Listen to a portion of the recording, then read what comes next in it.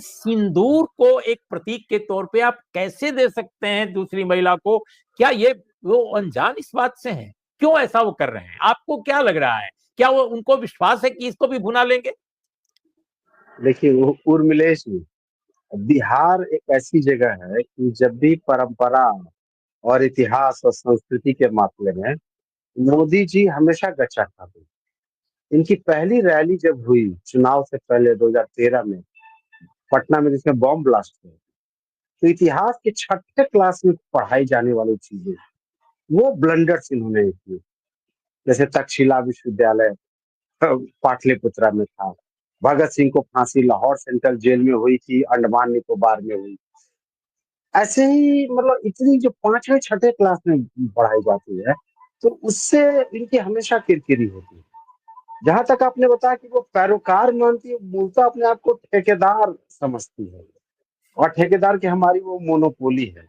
और अगर हम कहें, अगर मेरी निजी राय, तो इतिहास और परंपरा को सबसे कम समझने वाले ये लोग हैं, क्योंकि इनकी जड़ें भारत की सभ्यता और संस्कृति के बजाय विदेशी जड़ें। अब आप देखिए, ये कहते हैं कि भारत इनकी पितृभूमि है या पुण्य भूमि है, दो कॉन्सेप्ट है। हम लोग मातृभूमि मानते हैं, ये लोग पितृभूमि मानते हैं। फादरलैंड एंड होली लैंड का जो कॉन्सेप्ट है हिटलर का, तो इतनी भी समझ नहीं कि कम से कम पितृभूमि को मातृभूमि कहा सके। जहां तक ये सिंदूर वाली बात है, जैसा कि आपने कहा, मैंने आपको पहले भी कहा, इनको आदत है हर निजी मसले को, धर्म को भारतीय परंपरा में माना जाता है महाभारत से ही। इसको भीष्म पितामह ने कहा कि व्यक्ति को अकेला ही धर्म का आचरण करना चाहिए।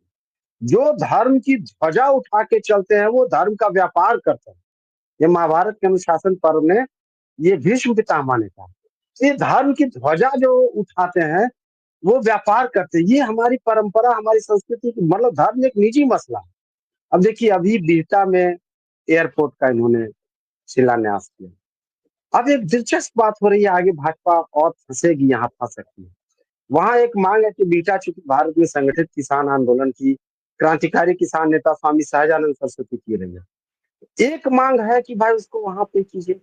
अब भाजपा इसमें ऐसी डायलेमा में है कि एक एक तरफ वो कुंवर सिंह को प्रमोट कर रही है, एक तरफ इसको कर रही है, और इसमें जो चालाकी जो बरत रही है, यहाँ भी उनको, वो स्वामी सहजानंद सरस्वती कहा करते थे कि भारत जैसे हर आदमी की आंख नाक कान एक व्यक्तिगत बात है, वैसे ही धर्म भी एक निजी मसला है।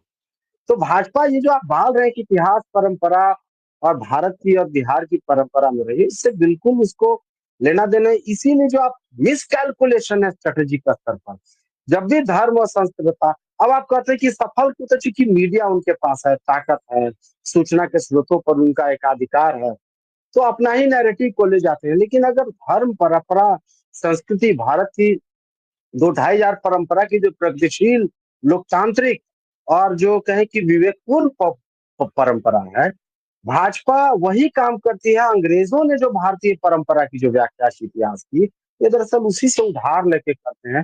इसीलिए इनके स्ट्रैटेजिस्ट को मिस कैलकुलेशन, और इस चुनाव में भी मुझे लगता है कि मिस कैलकुलेशन इसलिए होगा क्योंकि निजी चीजों को आप सार्वजनिक बता रहे हैं, मतलब आप आग से खेलने की कोशिश कर रहे हैं। जी, बहुत बहुत धन्यवाद अनीश जी।